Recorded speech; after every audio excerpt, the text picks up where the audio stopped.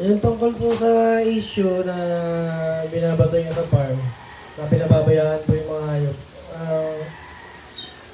Wala pong katotohanan yun. Alagang-alaga po namin dito lahat ng animals namin. Pag parang pinapalabas niya rin na parang hindi namin pinapakain, nasasabi niya payat. Hindi po. Ngayon po, personal niyo makikita ng mga mata niyo kung gaano kalalaki yung mga alaga ko. At tayo na rin po mismo mamaya lahat magbibigay kung gaano karami yung inakain nila. Kasi yung iba hindi nila alam na ganun yung sakripisyo sa mga hayop. Binibigay ko po lahat yan.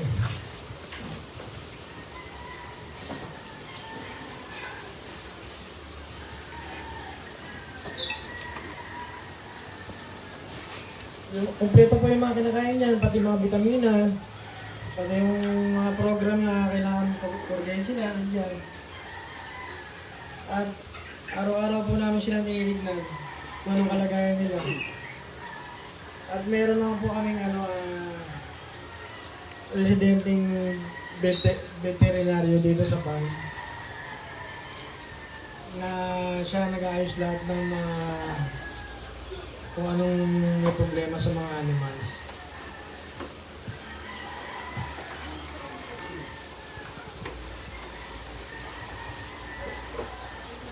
Inuulit ko po na yung binabato niya pong panghusga, hindi po totoo yun. Nung isang babaeng nag-post na hindi ko naman po siya kilala.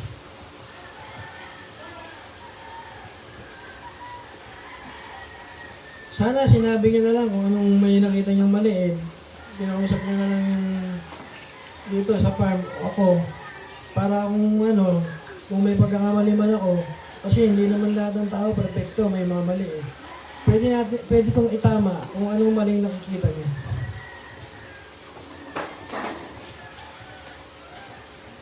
Pero nakita ko kasi maling panghusga yung ginawa niya. Parang gusto niyang ibagsak yung farm eh. Parang hindi concern eh.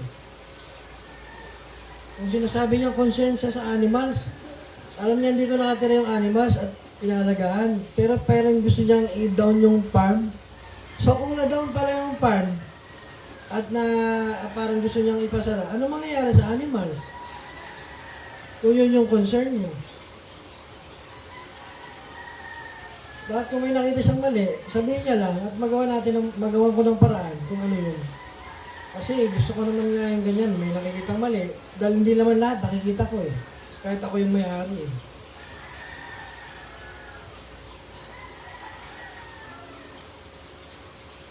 Sana nga, nakapunta siya dito para masabi niya ng personal kung ano ba yung mga suggest niya na ano.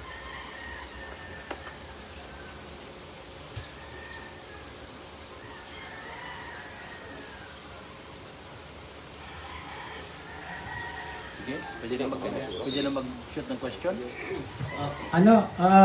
Ato yung setup is one question and next round of follow-up. Okay? So, first question from Milbert from Energy FM. Sir, magandang umaga. Yun po na-mention po ninyo, yung first reaction ninyo, no? Negative. Okay. Ulitin ko lang. Sir, magandang umaga. Yung impression ninyo upon knowing na ganun yung post sa social media, you feel very sad. Saka pinabot nyo sa amin dito ngayon na hindi mo nagustuhan yung impression. Nagkausap kayo personally? Hindi rin. Okay. If ever na nanonood siya ngayon sa Mubas, nasa Facebook Live ngayon, may gusto kang ipaabot sa kanya? Sana kung concern ka, pinarating mo ng maayos. Hindi yung magpo-post ka na hindi kahit pa yung mga tao na huwag yung puntahan niya kasi gano'n. Tapos parang yung sinasabi mo na pinababayaan ko yung mga hayop ko. Ano masabing pinababayaan niya? Inalam mo muna kung paano ko nirescue yung mga yan at paano ko ginasusan. Sa araw-araw na pagkain lang yan, baka kung hihingi ako ng tulong sa'yo, baka hindi mo kayanin. Magkano po, sir? Magkano po yung Yung sa tatlong big cuts ko pa lang, 5,000 araw-araw yan eh. Ano pinakakain mo? Whole chicken. Yung buong manok. Kasi yung manok lang ang pinakamurang karne sa atin. Pero kumakain sila ng baka, kumakain din sila ng baboy. Pero yung mga fresh meat talaga, kumakain nila. Okay. Follow up ako sir ha. Ano sa palagay mo yung intention niya nang nag-post na yon? Hindi ko alam yung intention niya eh. Sabi ko lang, ayoko nga siya talagang patulan sa mga ano niya. Pero ano na tagda, nakaka-apekto na sa sa operation ng farm. At syempre, yung mga kilala ko, nakikita nila. Ano rin eh, parang dagok sa akin yung ginawa niya eh. Parang pabaya ako eh. Hindi kaya naging once customer nyo diyan dito tsaka may mga hindi lang nagustuhan? Hindi Sa ko tingin alam mo? eh.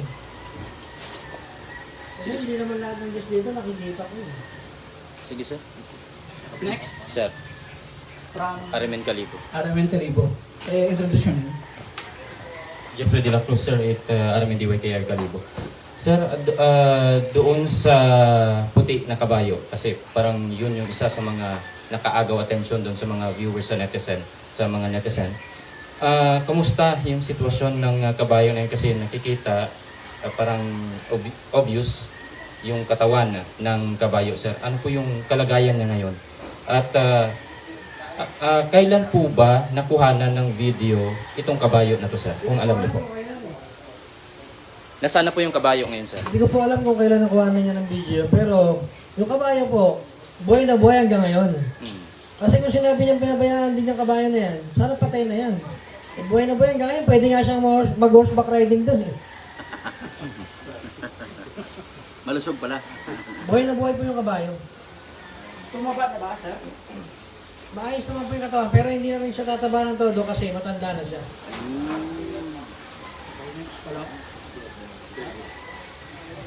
From XFM. Introduce mo lang. Lakasan na lang ang boses kung ano man.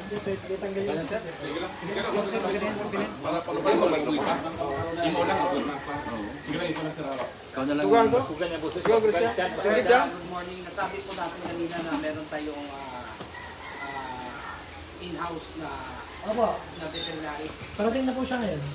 Pwede ba namin sir malaman kung ano yung schedule ng pag-check up, pag-check ng mga animals every quarterly ba or monthly? Quarterly po ang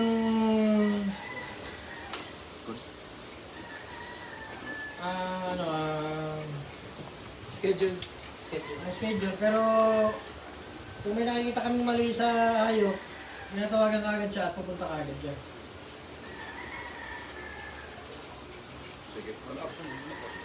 So, yung isa pa po sa napansin sa mga post na to sa Facebook is yung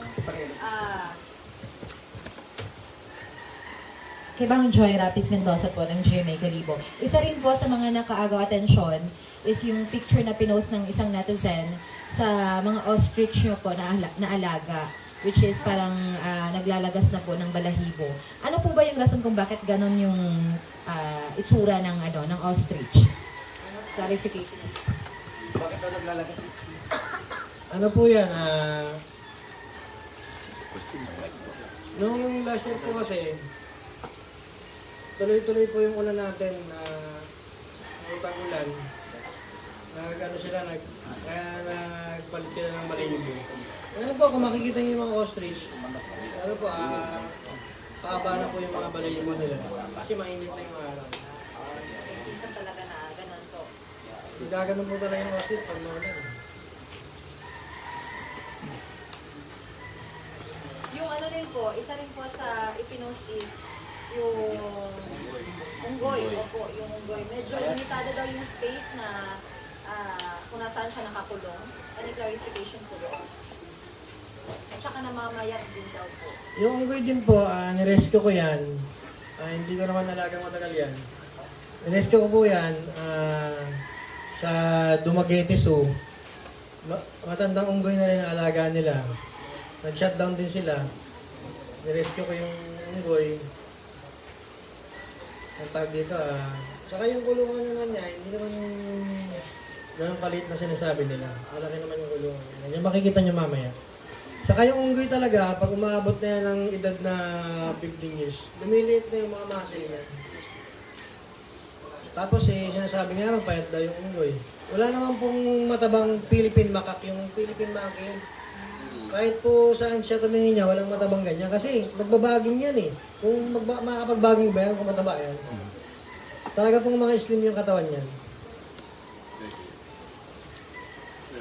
Sige. Sir, anyway, Ernest Ambuang from Aramin again. Sir, alam mo, hindi basta-basta mag-maintain ng ganitong... Pwede po ba natin malaman ilang klase na mga hayop na mayroon po dito sa ostrich farm? Alam po natin na pinapangalan talaga sa ostrich, ano? May buhaya, sir, para malaman natin lahat na dito sa Aklan. Kaya po naging ostrich farm kasi nagsimula akong mag-alaga ng ostrich doon. Ang negosyo ko po kasi is stainless kitchen equipment. So, naging customer ko yung Boracay. Kaya naisipan ko sana magparami ng ostrich para makapag-produce din ako ng meat saka yung leather. Pero hindi ganun ang nangyari kasi nasa backyard ko na nadadaanan, nakikita yung ostrich. Tapos nga, may mga kaibigan tayo nag-request na pwede mo pumasok, mag-picture, video man din, pinost, di ba? Nakita ngayon ng mga tao. Kaya pinuntahan ng mga tao yan, yung backyard ko. Pinapasok sila, no? Walang entrance naman. Para makakita. sa medyo buswang yun. Oo, para makakita sila ng ostrich. Tapos, yun nga, nakita ko, nagiging masaya yung mga tao sa animals, nakakita nila. Eh, nung kumikita naman ibang negosyo ko, dinahandaan ko idagdagan ng ibang animals. Hanggang sa na-record ng DNR na kailangan ko ng mas malaking lugar. Dahil backyard ko lang yun. Ito yung kinuha kong lugar na dinidevelop dahan noong 2019. Pagkatapos ko naman magawa yung receiving area, tapos dyan, tinamaan naman tayo ng Ursula. Bumagsak yun. Pero binangon ko pa rin. Pinahandaan ko. Mabuo. Unang-una rin itong big cats, yung tiger. Antiga-antique yung may-ari niyan. Meron siyang kape sa baba ng bundok, tapos yung tiger niya sa ibabaw. Hindi niya alam na yung tiger pala dapat pakainin ng marami. So, ang pinapakain niya lang doon, nalalaman ko na gano'ng kakonti. Kasi nung inalok niya, pinuntak niya ako sa Facebook, inaalok niya yung tiger niya. Sabi ko, sige, pwede ka namang bilhin yan kung binibenta mo, pero ganitong presyo kung gusto mo. Kung okay sa'yo, ipapaprocess ko sa'yo yung papeles, magdadaon muna ako, ibibigay ko yung full payment pag kukunin mo na. Pumunta ako doon, kung natapos na yung papers ng DNR para matravel papunta rito sa Aklan. So binayaran ko siya, nagsama ko ng Betlon kasi mali pa nga yung cage niya, wala siyang katulad ng mga sa akin, yung mga squeeze cage. Para pag binuksan yung squeeze cage, itututok doon yung travel cage, papasok na ron yung tiger. Kasi hindi naman pwedeng atakin ka ng pasok sa kulungan. So magbubukas yun, kagaya ng mamaya, papakita ko sa inyo doon. Wala siyang ganun, mali yung kulungan niya. Hindi niya rin nalilinis yung kulungan niya kasi wala siyang mga separator. Kailangan kasi, bago malinis yung kulungan dito, may hati niya, papapasukin mo sa kabila, isasarado, malilinis mo na to. Wala siyang ganun. Kaya yung tiger niya, madumi talaga yung kulungan niya. Tapos, bago ko kunin, kasi natulog pa ako noong gabi sa lugar niya. Nung hapon na, sabi ko, hindi pa kumakain to kasi sabi ko, huwag pa kainin kasi pupunta ako, patutulogin ko. Bawal kasi magbigay ng mapatulog. Kung nakakain yung yung tiger, hindi pa naman namin nakuha nun. Hapon na, sabi ko rin sa tao nung kausap ko, saan ba yung pagkain ng tiger? Papakainin ko. Kunin mo. Kumuha. Ang dala-dala niyang pagkain ng tiger, para kang pumunta ng Jollibee na 4-piece chicken. Sabi ko, ito na ba pinapakain niyo? Hindi naman. Sabi niya, yan lang inaano sa amin ni boss. Yan lang sabi sa amin ni boss, yan lang lagi. Kaya pala yung aso, yung tiger nila parang aso pa yan. So nung nakuha ko na ngayon, pinatulog ko, nakarga namin sa Grand Via ko. Tapos nakarating na sa New Buswang sa bahay ko. Nilagay ko rin sa... Hindi, wala pa cage doon. Nasa travel cage pa rin siya, pero nilagay ko sa likod ng bahay ko. Na may bubong doon. Bumili ako ng mga manok. Tag dito, bumili ako ng 5 buong manok para pakainin siya. Kaya di pa kami magkakilala ng tiger. Ginawa ko, chinap ko muna. Binigyan ko siya. Kinain. At ito, subukan ko ng bigyan ng buo. Kasi parang 5 buong manok na binili ko. Binuksan ko. Kahit di ka magkakilala, binigyan ko gano'n. Kailangan usap-usap ko siya. Yung hayop, para makilala niya ako. Binigyan ko ng 1 buong manok. Kinain niya, ubos. Pag ubos niya, binigyan ko rin ng isa. Hindi niya na kayang kainin ng 2 buong manok. Kinabukasan, sinubukan ko ulit. Isa uling manok, binigyan ko ng 2, kinain niya. Yung 3, hindi niya na rin kaya. Kasi nag-a-adjust siguro yung chat niya kasi hindi siya sanay sa marami. Pero araw-araw, pinapakain ko, dinadagdagan ko. Ayan, siya dumami ng dumami. Kaya ngayon, ang kinakain na ni Tiger, 6 na buong manok sa isang araw. Yung leon ko naman na lalaki, 12 kilos na manok yan, araw-araw. Yung babaeng leon naman, Anton, 8 kilo araw-araw. Karinderya na ata yung gusto ko noon. Isang hayop na yan. Ang totoo po, yung 7 days, yung Monday talaga, pinapasting ko yung mga yung mga big cats para mailabas nila lahat ng mga kinain nila. Monday po yung fasting, pero kahit ngayon, Monday ngayon, di ba? Hindi sila magpapasting ngayon kasi papakain natin sila ng todo ngayon, hanggat kaya nilang ubusin. So, para ipakita ko rin sa sinasabi niyang pinababayaan ko na hindi ko pinapakain. Gusto nga, gusto nga, yung karis na yan, araw-araw ka dito, ikaw magsubo ng pagkain para makita mo kung gano'ng karami kinakain ng alaga ko. Mr. Deo, may epekto ba yung pag-post ng sinasabing animal advocate? May mga customer ho bang tumawag, nag-request kung bakit nangyari? Ang tawag dito, ako yung ako yung naapektuhan kasi sobrang pagmamahal ko sa hayop ko tapos sasabihin mo sa social media na ganyan. Pangit yung sinabi niya eh. Wala ba kayong plano para ma-counter yung like legal action? Mag-uusap kami nung lawyer ko kung anong pwedeng gawin. Pag sinadjust niya sa akin na pwedeng kasuhan, ikakasuhan namin. Kung hindi siya makikipag-ayos sa akin, kakasuhan ko talaga siya. Nagbabalak kayo na mag-file ng legal charge against doon sa nag-post? Kasi mali naman siya kasi kung concern lang siya, dapat nagsabi siya, concern lang siya. Pero yung caption niya kasi na parang inaano niya yung mga tao na huwag niyong puntahan yan, gano'n. Now, last question na lang, Mr. Deo. Sa tuwing kasi may kalamidad or may mga bagyo at malakas yung ulan at saka nasa critical yung rainfall advisory, hindi mawawala na minsan napipitik sa social media yung safeguard ang inyong farm. How safe ito pagdating ng mga baha na hindi Safe po ito sa... ano tayo dito makatakas yung mga po, may travel cage yan. Kung talagang sobrang naglalalim na. Pero ito talaga kahit na nung... Tinanong ko naman itong lugar na ito bago ko nilagay ito. Ito nagbaba. Yung pinakamalaking baha daw dito sa Aklan, yung Frank, hindi raw umabot dyan sa harapan ng parking ko yung tubig. Tapos nung nakaraan din na nagbaha sa Kalibo, siguro mga 3 years ago, dyan sa may crossing Banga, Shell Station, yung sasakyan ko dumaan din, yung pero hanggang bintana na yung tubig. Pero dito, dyan sa, yung kapitbahay ko dyan, inabot na sila ng baha, pero dyan sa harapan ng entrance, wala mo yung tubig.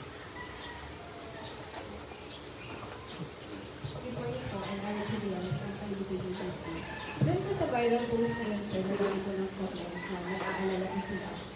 Ano po yung masasabi ninyo doon sa mga tao nag-aalala po sa mga kondisyon itong mga hayop po? Kung nag-aalala po kayo doon, huwag na po kayo mag-alala kasi wala pong katotohanan yun na napapabayaan yung mga hayop. kumakain po sila ng sapat at may mga vitamina sila araw-araw. At sana, bago kayo maniwala dyan sa post na yan, puntahan nyo na lang ng personal yung mga alaga ko para makita nyo kung gaano sila ka-healthy. Follow up? Sir, follow up lang po. Okay. Sir Leo, the break.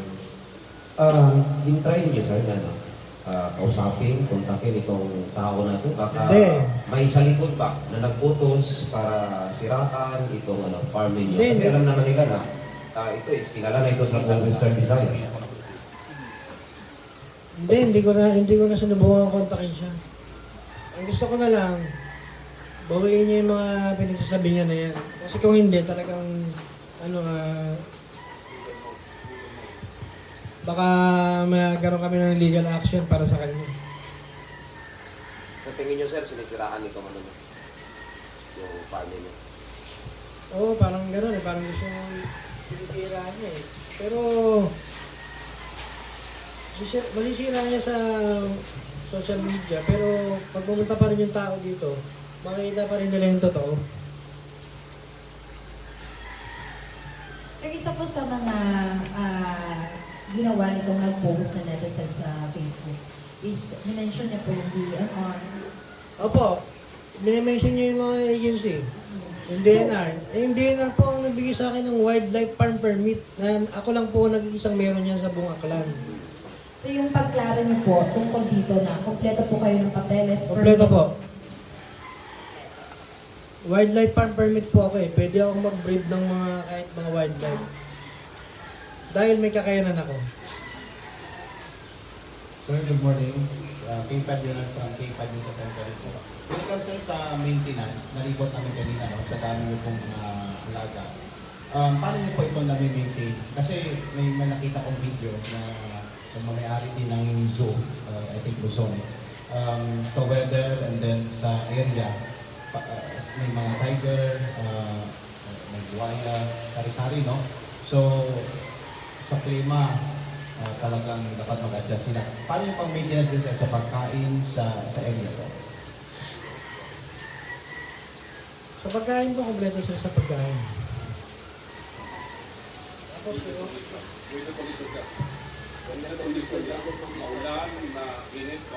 Nakapag-adapt. opo, tag dito, pag mainit talaga, katulad nung sa mga leon, tigre, ini-sprayan kagad natin sila ng tubig para mabawasan yung heat na naramdaman nila. Tapos, naman yan, oras-oras silang pinapainom, yung mga big cats. So yung issue sir sa Facebook, yun yung sa kabayo, no? Sa kabayo kasi, sabi ng iba, pag maulan daw, dapat yung kabayo daw kasi hindi daw mapasana ng silog. Yung sa video sir, may sakit ba yun sir? O wala? Baka yung video mong nakuha niya ngayon, bagong dating ng kabayo mo. Oo.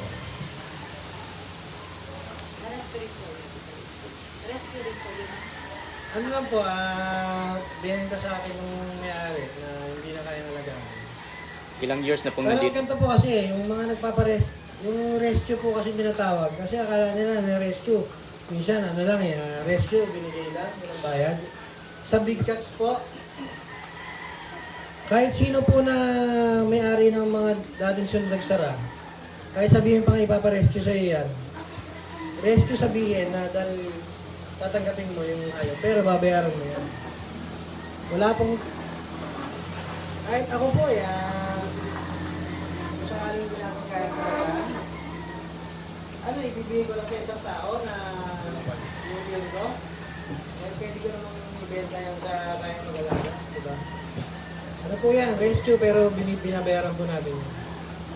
Gaano na po katagal sa inyo pong kabayo na yun, yung puti po sir? Isang taon may siguro. Isang taon may So So may... lastly sir, after this press conference siguro sir, pwede natin makita at saka ma-check na lahat yung situation. Opo, lahat ng para animals po. sir, yung issue na lumalabas sa Facebook. Opo, lahat po ng animals, ikutan natin. Wala na po lahat, sir. Sir, clarification na, pwede mo malaman kung saan galing yung net. Kasi baka paalam ng iba na last since February is yung mga soup galing sa Sparks Dumaguete. Yung ano po, yung mga monkeys natin, yan, galing yan sa Dreamland Nature and Adventure Park sa Dumaguete. Saka yung maraming buhaya rito na freshwater crocodile sa Dumaguete yan. So, yun yung tinurnover sa yung DNR o... Tag dito, Follow up lang po. hindi, kasama yung DNR Region 7 para matravel ka, hindi naman ang transport permit. Ano yan? Yan talagang mga unggoy na yan. Ano talaga yan? Rescue talaga yan. At walang, ano yan, walang bayad dyan. Pero yung mga crocodile, nirescue ko rin yan, pero bayad dyan. Kasi korporasyon yung may-ari ng Dreamland Adventure Park sa Dumaguete. Ang dami nilang korporasyon, nung kumikita yung farm, nag-meeting sila lagi para partihan yung mga kita nila. Pero nung nag-shutdown, wala nang pumupunta kahit isa rin sa member ng corporation nila para mag-ambag ng pagkain. Kaya, tag dito, nag-decision yung presidente na yung mga ibang animal, ibenta na lang. Pero yung mga unggoy kasi, local monkey, ano yan in-adapt din nila yan galing sa DNR. Kaya ngayon, yung DNR ang nagbigay sa akin mismo yan, ng Region 7. Kaya nakipag-coordinate dito sa Region 6. Sir, follow-up question from Energy FM Kalibo kasi Manong Malbert. Sir, speaking of yung viral na picture na payat na naisip natin, baka intensyon ng iba naman in good faith na dapat mabigyan ng atensyon. Na-mention mo rin kasi sir, sabi mo kanina, may kakayahan ka. I-incorporate ko na lang yung line of point ko. Kumikita ba itong farm ninyo na kayang ipantustos sa mga hayop na naririto? At saka na-mention mo again, meron kang kakayanan sir. Pinag-aralan mo ba ito, yung mga bagay ito, para siyempre yung safety ng mga hayop po, sir? Sa totoo lang po, ang pagtayo ng ganitong farm, hindi po talaga dito ako mag-business ka, hindi. Kasi mas abonado ka pa dito. Yung kinikita ng ibang negosyo ko, inaabono ko na lang dito eh. Kasi yung nag-i-income nito, kulang talaga yan sa pambakain. Kaya yung ibang negosyo ko, yun yung tinatapal ko na tinatapal lang dito. Kaya sinasabi niya pinababayaan. Kahit nakawala na nga kami ng dapat na bilhin namin para sa amin, pinapakain na lang namin sa hayop eh. Kaya masakit yung sinasabi niya. Okay, in addition to that, yung question ko, Sir Mon,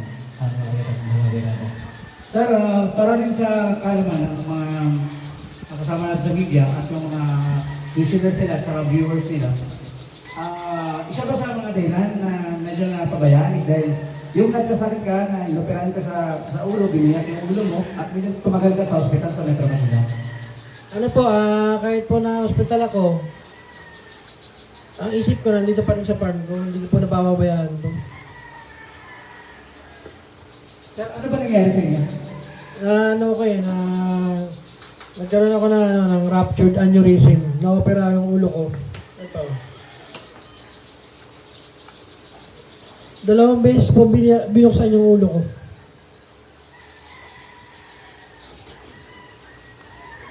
Pero kahit gano'n pa man, sir, yung isipan nyo nandito pa rin sa mga alaga ng hayop. May mga instruction kayo dito sa mga tao nyo. Alam na nila, tinuro ko sa kanila. Nakamatos nga ako pag gising ko. Ito kagad hayop ang yung binabanggit ko.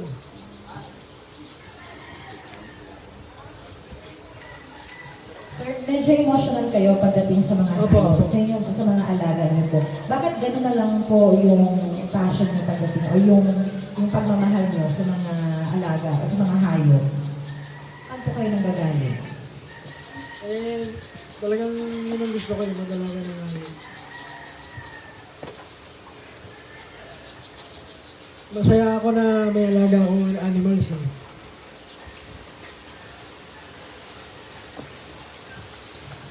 Hindi po ba napaka-experience expensive ng pamamahal niyo sa hayop? Kasi Magastos po talaga. Pero nandiyan na po sila, kaya habang buhay na kaming magsasakripisyo para sa kanila. Dahil nandito na sila sa akin. dagdag na lang sir, kasi yung iba sa comments ng sa social media, bakit daw press on lang? Yung gusto nila malaman is yung action or merong government agency concern for that matter na mag-imbestiga, mag-offer of inspection at handa po kayong tumalima doon, Sir Ramon. Opo. Saka po yung din na mention niya lagi naman po dito yun sa farm. Lagi silang inspection dito. Quarterly rin sila pupunta dito. Sir, may nagre-react sa comment. Saan daw yung kabayo ngayon? Pwede bang makita mamaya? Mamaya pa makikita natin mga. May question ba? I would like also to acknowledge the presence of our media friends sa brigada. Si Brigada Cheng Reyna Bidali, si John Aguirre, and sino si Ivan Cheng? Joven. Okay, si Joven. So, ano yung acknowledge? May una bang pangatana or okay? Sige. Sir, talang sir, yung lahat yung pong mga alagang hayop sir, so far, ngayon sir is nasa good condition, walang mga sakit po. At saka may mga weekly or daily na mga pag-check sa veterinarya. Maayos naman po sila lahat ngayon.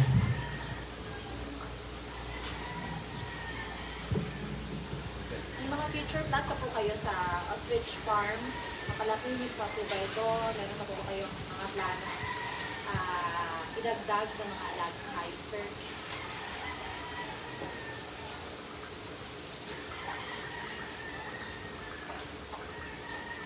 Ano pa, dagdag. Meron pang dagdag. Yung ang pinaplano ko yung dagdag, yung African Wild Dog. Mensahe nyo na lang po, sir, sa mga netizen na mensahe nyo na lang po, sir. Mensahe nyo na lang po sa ating mga tagapakinig at saka yung mga nagko-comment po dun sa viral post na yun nga po, merong issue tungkol sa mga alaga niyong hayop dito sa ostrich farm. Mas maganda po sa mga nakakita ng post na yon. Pumunta po kayo ng personal dito para maklaro sa inyo na hindi totoo yung post niya na pinababayaan yung farm. Hindi ko po pinababayaan ang farm ko. Ay, pakiclear din po, sir, dun sa mga entrance kasi meron pong mga nagko-comment doon na Entrance daw. Mataas ba? Mataas? Mataas daw yung entrance, Sir Ramon? 350 Mahal daw yung entrance. Yung entrance ko po rito, 150 lang. Sa mga ganito pong pasyalan, ito na siguro yung pinakamurang entrance. Kasi kaibigan ko rin po yung may-ari ng may mga ganitong farm. Ang entrance po nila, pinakamababa, 700 pesos, 800, 1,200, gano'n. Yung malalayo pa yon. Eh dito, nasa malapit ka na.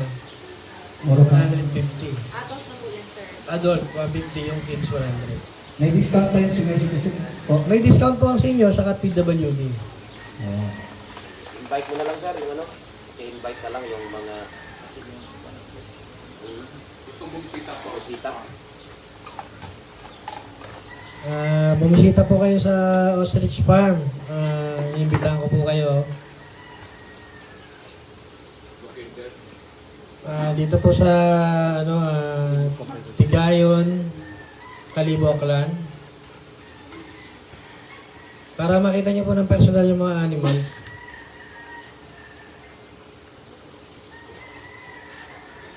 Okay. Let's end our press conference. So after this, naging prefer man nga lunch para sa mga friends na sa Lydia. And gusto lang kay Sir Ramon na malibot nato, nagmakita nato personally doon mga hayop yan sa sulod mismo din. Kalibos. Well, siguro na prepare ng lunch, pwede kita mag-inspection. sa kay Mansi sir. Okay, mga kasimanwa, kakatapos yung rong press conference, no? Sa Ostrich Farm, mga kasimanwa. We will let you see bilang ka mga iya sa farm, mga kasimanwa, para sa karayang ra. Okay. Ang tawag ka ra? Buwa. May mga parot. Sa mga nailang bisita, iya aga magsabat sa challenge at management nga abi ay aron okay mataro mga sapat iya. Ro kabayo nga ni actually ginausoy nato, no? Mga kasimanwa. Pwede kita kapasalig nga mga okay rong signal as we go along. Okay, hararong tiger. Veterinarian Friends for Media, para ano lang, sang tayo sa bagsak. Yung dato na veterinary, para isang bagsakan ng isa. Sir, dito po ka. Sige, mabalik na lang kita. Mabalik kita, no? Saya lang natin doon, may veterinary. Present situation ng mga hayop. Sir, please. Isang ano lang para ano, yung concern, ano ba yung concern? Isa lang yung i-raise natin. Yung yung present situation, yung lagay ng mga hayop dito sa resident veterinary sa Caliboses Park. Complete name, sir, mga chat. Ako pala si Dr. Enrique Sanchez Jr. And so ang linya po is more on wildlife veterinarian po. Since 2000, then I have my training sa abroad, sa Globe Zoo. Then connected ako sa environmental conservation, yun po yung tipping ko. So makita nyo yung website since 1990s. So balik tayo dito sa ano, mostly na-rescue namin since June ng 2022, yung first na rescue is from tiger from Hamtig, Antique. So payat na to kasi hindi na matuskusan. So ginawa ko mga partner sila kay Carmon. So kinuha namin halos nakalabas na yung mga rings na tsaka yung pelvic bone. Then after that, kinuha rin namin yung lion doon sa may Lubok, sa Lubok Wildlife Sanctuary. So doon kami medyo nahirapan kasi yung picture nung lion na 6-year-old, nandito siya. Kahit na payat, so doon sa picture na pinadala sa amin, medyo kala namin maliit lang. Pero nung kasi naka-incline yung kanyang intosyo, sa baba siya, tapos yung caretaker, akala namin. Hanggang bewang lang, yung pala hanggang chin mo na. So nakuha namin yun, so halos kung nabunsumo kami ng 4 vials ng Solidil para sa general aesthetic, yung bago na visit. So another sa Amlan, pero tayong monkey, yung monkey medyo namaya, pag hindi siya nag-respond, so may probability na baka doon sa pinanggalingan, meron ng tuberculosis.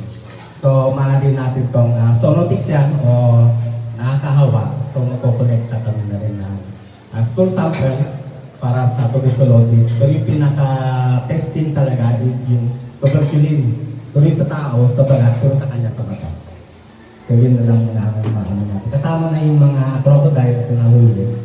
Pero yung crocodile sa aming assessment, kung hindi pa naman sure, hindi kami nakapag-collect ng DNA. So, probability is hybrid na rin siya nung Cayman, yung American, South American crocodile, and then yung Philippine freshwater, tsaka yung saltwater crocodile. So, nag-hybrid na siya. Kasi nung dumating dito, iba ito na rin. Saan yung ostrich? Yung ostrich? Yung ostrich kasi normal na yung nagpipid plucking sila.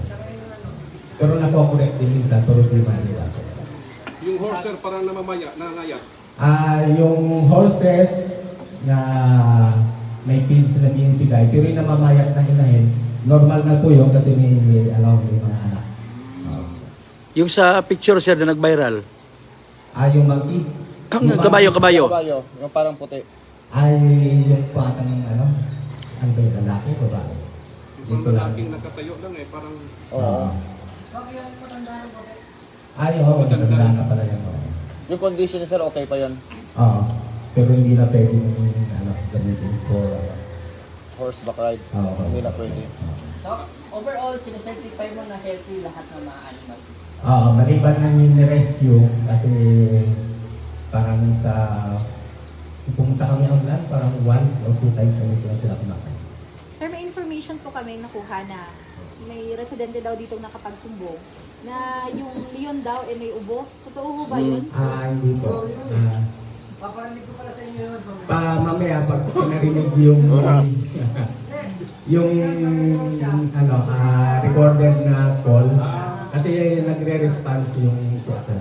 Normal lang siguro yun, yung parang inuubo, parang gano'n, Doc? Roar niya. Nagro-roar.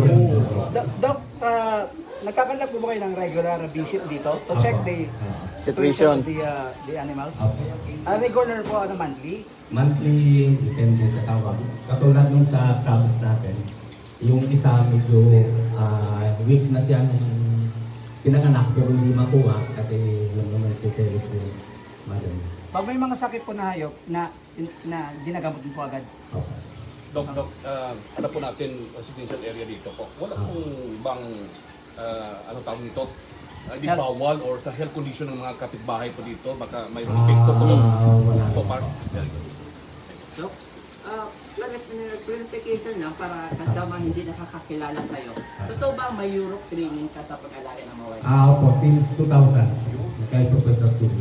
At least malaman nila na... 1 month ako doon, yung resident vet doon, pumunta siya rito, then in-invite ka kami for training. At least alam ng tao, Doc, na hindi ka Hindi. Si John, matagal na nakasama yan. Hanggang Carabao Island yun. Sige, Doc, lastly Doc, kasi magkakandak tayo ng inspection lastly.